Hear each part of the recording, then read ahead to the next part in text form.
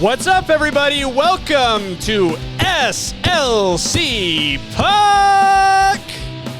I'm your host, Austin Facer, back from vacation in beautiful Southern California, Disneyland, Orange County, all that good stuff. You can't see it now because I'm wearing a shirt, but I have a lovely shade of pink underneath this from spending some time at the beach the other day, so that was a lot of fun. But the trip was good and needed.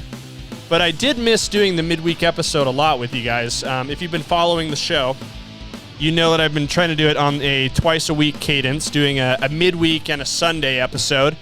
And I really wanted, I kind of actually wanted to do an episode while I was on vacation. I was trying to figure out how to make that happen. But, you know, ultimately, like, when you go to Disneyland and you walk 25,000 steps in a day, you don't really have a lot of energy to do a high-energy podcast from your little hotel room. So I decided not to. But, again, breaks won't be that, frequent here. We're here for the long haul at SLC Puck. We're gonna do the show a lot. We're going to do the hell out of it. So we're back in action. I did want to draw your attention to the shirt I'm wearing, though. Like I said, we went to Orange County. And headquartered there in Costa Mesa is this really cool hockey lifestyle brand that I really like a lot. I think their style is going to influence a lot of what I want to do with my merchandise, which is available at slcpuck.shop, by the way, so go ahead and check this out. I sold a hat, which I was psyched about. I sold a hat, a t-shirt, and a sweatshirt, the hat trick. I think I said that last episode. But they do a lot of really cool stuff at Violent Gentlemen. They do like these Enforce, this one says Enforce Utah, but they do these for all the teams. Enforce Anaheim, Enforce Columbus, Enforce Colorado, all this stuff. And I asked about if they had one of these for Utah, and they're like, yeah, when the team was announced, we hurried and printed all these out. This is before they knew the colors were going to be blue, black, and white, and purple eventually. So this is kind of like a rare collectible, I think. It's in Golden Eagles colors, which maybe was a choice they made. I should have asked about that. But anyway, it's pretty cool. Go ahead and check out Violent Gentlemen. Really dig those guys. I got a cool hat there from them as well. But, we're back here doing the show, and because I took a little bit of time off, all the bunch of news just gathered for me to talk about, and I feel like this episode could be a real long one because there's so many things to talk about. Some free agent signings have already happened. Some guys who are just, entering the prospect pool for Utah Hockey Club.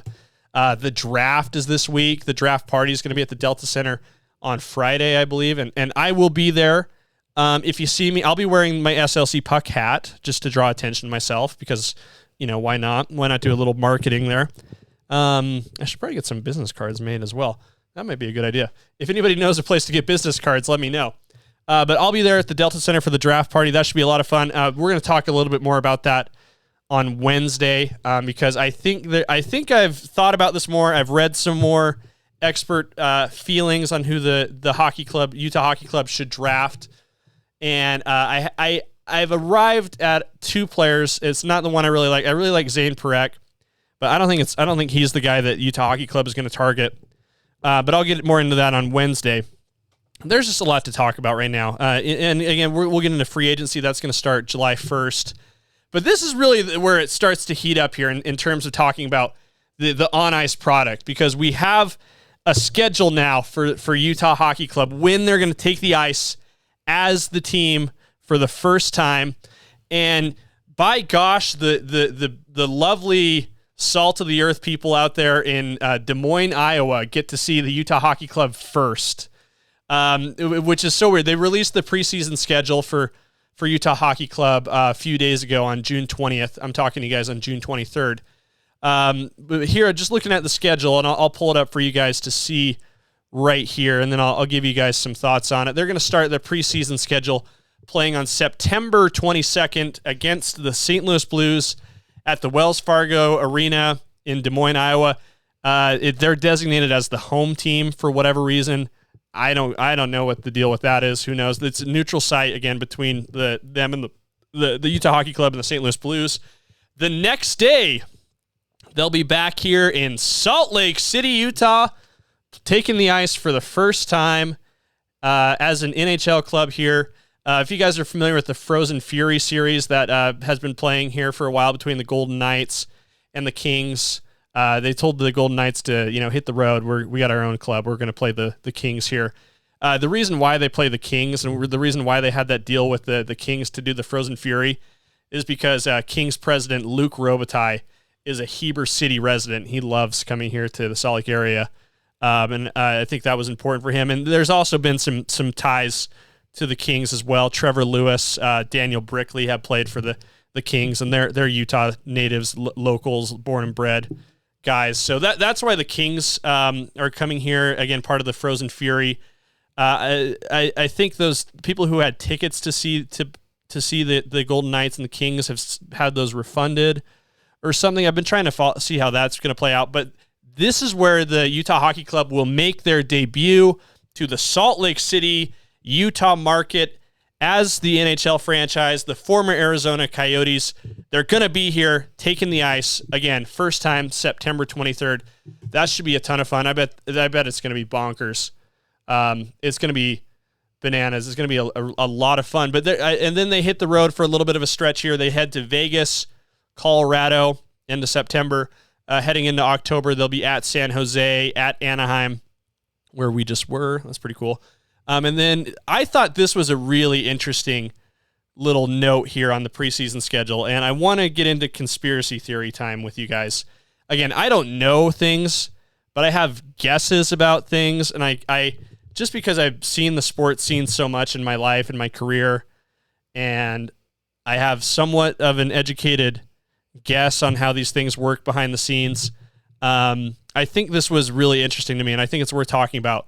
On October 5th, the Colorado Avalanche are going to be here to play Utah Hockey Club at the Maverik Center in West Valley. And I think that's really interesting that they're playing a game there. I'm not sure why. I don't know if maybe there's a conflict with the Delta Center. There's no conflict from what I've heard. There's no concert at the Delta Center. I don't think they know what the NBA schedule is going to look like quite yet. So as of now, there's no conflict. There's no reason why they wouldn't have this game, at the Delta Center. But to me, it's interesting that they're choosing that. And if there's anybody who knows, go ahead and sound off in the comments and correct me if I'm wrong. But I feel like this might be a test run for something interesting, a few interesting things that could happen in the future for Utah Hockey Club, Utah Yeti, whatever, and maybe could even implicate the Utah Grizzlies quite a bit. I wonder if they're doing this as a bit of a test run to see how the team would function in the Maverik Center, to see if that might be a better solution for them in terms of logistics, in terms of the locker room, the game environment, all that kind of stuff. It's interesting because right now the Delta Center, I've talked about this in previous episodes, it's looking like it's going to be the worst arena in the NHL next season. I think that's just an objective fact.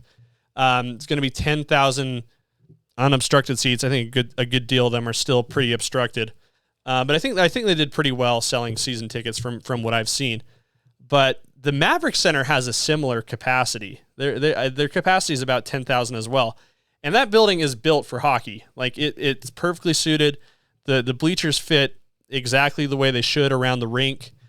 I'm wondering, and also let me add this. I have predicted, and I'm going to be proven right on this, and I'm really excited for this day, that the Utah Grizzlies are going to be a piece of the puzzle with what happens to the Utah Hockey Club. I don't think it's any stretch of the imagination to picture a day, and I wonder if this conversation's already happening, where the Utah Grizzlies become the AHL affiliate to the NHL club, which would mean Ryan Smith would buy the Utah Grizzlies from their current ownership group. I talked about them in a previous episode. The name is escaping me right now. And where he buys the Maverik Center, which is owned by West Valley City, and adds that to his portfolio of sports entities here in the state. And I think that would be a great move for Smith Entertainment Group because, as of now, their NBA G League team, the Salt Lake City Stars, they play in the Maverik Center right now.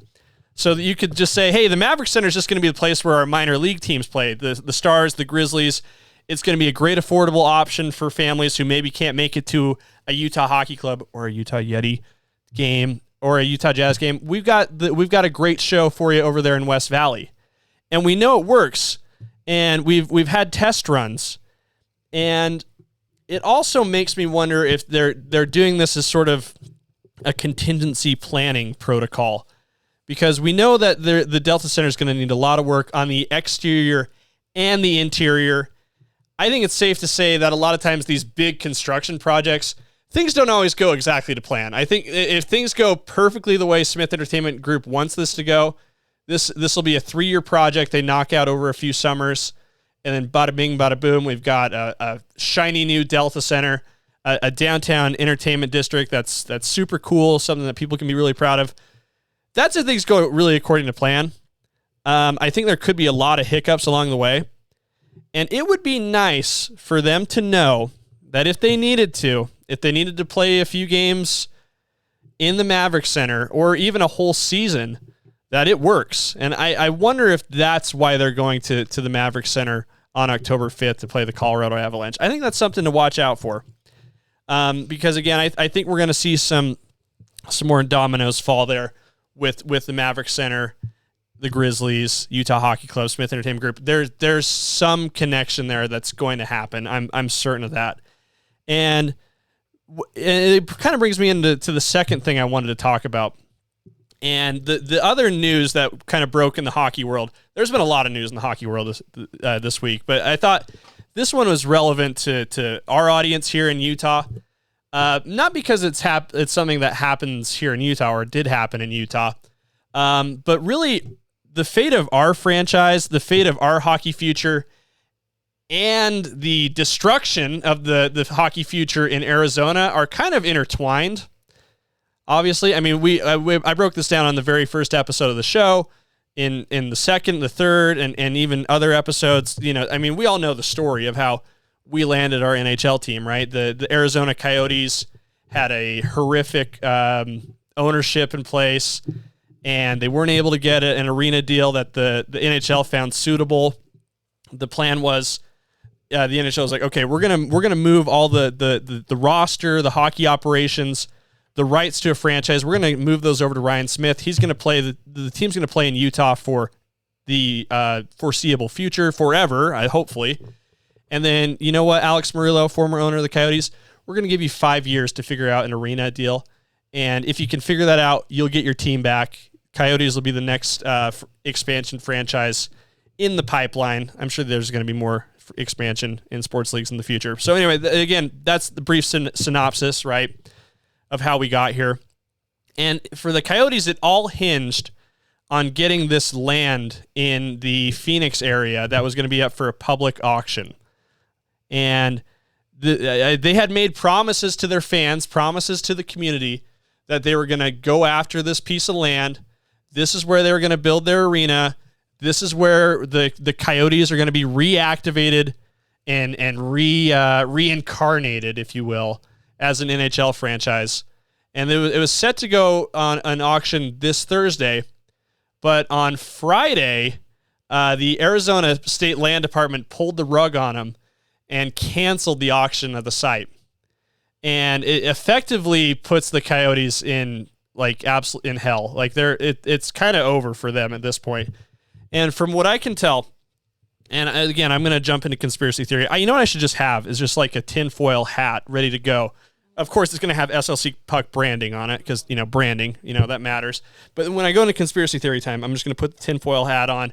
I'm going to share my opinions. And then that way, it's going to be a good indicator for you guys to know that I don't really know what I'm talking about, but I'm just giving an opinion that I think is well-rooted in what I see. But anyway, back to what I was saying.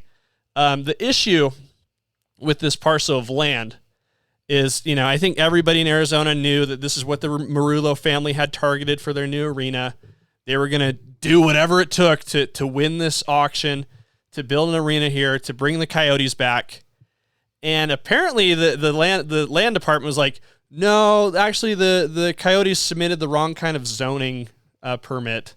So we're not gonna go ahead with this. They submitted a zoning permit for like a youth hockey venue, and they're trying to build a 17,000 seat NHL venue. That's not the right kind of permit. Sorry. So we're just going to cancel the auction. Sucks. That's a horrible blow. it sounds like maybe a clerical error, but I also wonder, and here's conspiracy theory time, and this isn't totally relevant to what happens with the Utah Hockey Club. It's just interesting because, again, what happens in Arizona, what happens in Utah, that's going to be connected and linked forever in terms of, hockey and the NHL. Part of me wonders if this was the Marullo family's exit strategy so that they no longer have to fulfill this obligation to the fans. And I think it's kind of interesting, right? Think about this. The Marullo family, from my research, bought the Coyotes in 2019 for $300 million. They just closed on the sale of the team for about $1 billion, which to me, and I'm not great at math, I'm great at a lot of things. Playing NHL 2001 being one of them. As you can see, I'm actually playing the game while I'm podcasting. I don't know if you guys knew that, but to me, he just made a $700 million profit. And wouldn't it be nice to just skate off with that kind of money? Pun intended. You know what I mean? Wouldn't it be nice to just blow out of town? You figure out a way to not pay any of that back to the community, to not follow through on your commitments, to not follow through on your promises. By just a little, and they're in a great position where they can just blame the land department. Can you believe they would do that to us? Us upstanding, hockey-loving guys here in the desert. Can you believe they would do that? Oh well, I guess we'll just take our $700 million and just go to the Maldives or something, go to Bali or whatever. Part of me wonders if that's what's happening. And I feel really bad. I know I have a lot of people here who have been following the team from Arizona. They're still invested in the players. They're still invested in the coaches. They've seen their team grow, develop, get ready to be a really good team. I think it's not unfounded to say that the Utah Hockey Club could be really good within a couple of years. And these people who are still following the team are hurting. They want their team in Arizona back. They want something to root for. They've just been absolutely screwed by this ownership, and it feels really bad. And I feel bad for them. I hope they find a way to revoke that commitment the NHL made to him, and find another ownership. The NHL really wants to be in the Arizona market. By the way, it's one of the biggest markets in terms of population, revenue.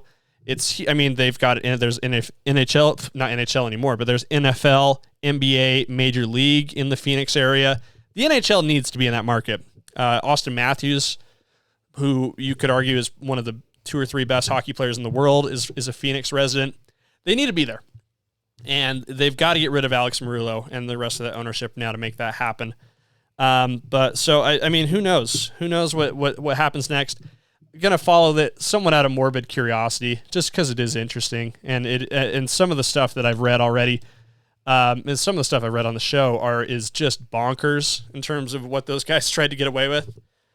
But it also just solidifies the fact that this move to Utah was ultimately an unnecessary one. It was needed.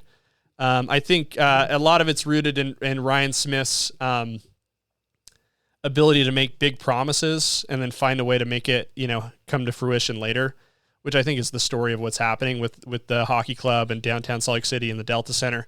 Big promises. Let's figure it out. That's how it's going. But when you see what's happening in Arizona, I think the NHL feels pretty good about being in Salt Lake City right now. And they should. And I think a lot of people are excited about it, not the least of which being this guy right here. But I know there's a lot of people who are excited about hockey right now in Utah. They want to know how to get into it. And I've got great news for you, okay? There is one game to go in this season before we get into next season. I'm talking Game 7, Stanley Cup Final, Florida Panthers, Edmonton Oilers. It's freaking on, and it's going to be unbelievable. I am really excited about this. Edmonton, by the way, if you haven't been following the series, I'll just do a quick little synopsis here. Edmonton has battled back from a 3-0 deficit. They're one win away from an improbable comeback, something that's only happened once in the history of the NHL in the Stanley Cup Final. I think it was 1942. The Toronto Maple Leafs came back from a 3-0 series hole to win the Stanley Cup. Obviously, it happened in Major League Baseball when the Red Sox beat the New York Yankees in 2004. It's never happened in the NBA. But we're on the precipice of history, and it's going to be an extremely dramatic, exciting game tomorrow on Monday. I don't know what you people have going on in your life tomorrow night. All right, I don't know if you work nights. I don't know if you have court. I don't know if you have like a haircut. But whatever you have to do, find a way to get out of it. Find a way to get out of whatever you need to do so you can watch Game 7 of the Stanley Cup Final tomorrow on ABC. I have my nephew's birthday party tomorrow, and it's going to be hard. I'm sitting here. He's a few feet away from me right now. I don't know if he's processing this in his little almost 2-year-old head, but I'm not going to be that emotionally invested in the party tomorrow because Game 7 is going to be absolutely bananas. And the story of the series is, without a doubt, Connor McDavid. He's objectively the most talented hockey player in the history of the sport, history of the NHL. He's won just about every award an individual can win. The one thing that's missing from his resume, his legacy, what he desperately needs as a Canadian playing for a Canadian team, the Edmonton Oilers, is a Stanley Cup victory. He needs that to cement his legacy as one of the game's all-time greats. He's got an opportunity to do it tomorrow. He's been the most motivated person on the planet when it comes to the last few games. I can see just real quick, games 4 and 5, he had a combined 8 points, 4 points in each game to will his team back into the series. He didn't score in game 6 or have an assist, but it was still an integral part of what they were doing. I think he's given his team a lot of confidence. And now that they've got the Florida Panthers on the ropes, the Florida Panthers, by the way, very upset about a goal that was waved off in game 6. They felt like that could have provided a spark to their team, but alas, it did not, and they ended up losing that game and now have to defend home ice on game 7 to win their first Stanley Cup ever. So many storylines, so many things to watch out tomorrow. And I'm telling you again, it doesn't matter what you have to do tomorrow. It doesn't matter what's on your schedule. I'm trying to think of other things. It doesn't matter if you have a date with a girl that you've been trying to see for forever. It doesn't matter if it's your wife's, if it's your anniversary with your wife. And I'm talking to the men because I can see on my analytics that this is almost entirely watched by men. It doesn't matter, if this is your one night with your child, in split custody. You need to be watching Game 7, especially if you want to get into the hockey scene.